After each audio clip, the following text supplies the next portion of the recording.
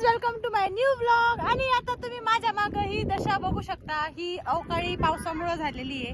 कसं आहे, अवकाळी पाऊस होण्याला कारण आपणच असतो.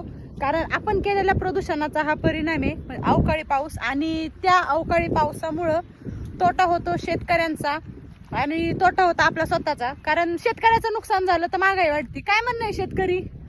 तू काय म्हणली अवकाळी पाऊस काय नाही होतो म्हणली?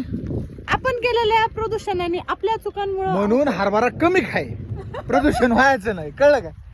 मी किती शाने लेकरासारखे 4 ज्ञानाचे शब्द सांगते, पण काय आहे, माझा नवरा आहे ना दरवेळेस माझ्या इज्जतीचा भाजीपाला करतो.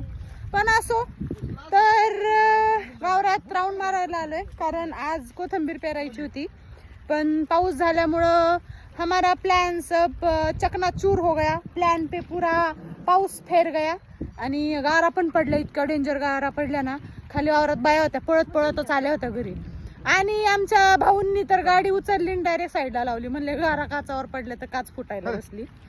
आणि हे आमच्या घरातले टॉम अँड जेरी. हे टॉम आणि हे जेरी चाललाय टिक्या टिक्या. म्हणजे आता ते म्हणत आहे याच्यावर दगड काय ठेवलाय. आता मी काय पावसात आलतो का दगड ठेवायला? पिऊन आलतो काय रथरीचं पट ठेवायला? ह्या पायपाचा काय संबंध तरी आहे का? ह्या पाईप भाऊ पुढे तो थाबाड पुढे चालले. आता वावराला वाटोळ झालं, निताना आडा झालाय सगळ्या वावरात. ह्या भाऊ बहिणींच्या बुद्धीला सलाम आहे. म्हणजे असे भाऊ बहीण प्रत्येकाच्या घरात असतात. चल ना, मी सोडून दाखवून तुला मग पर्सनल चिकला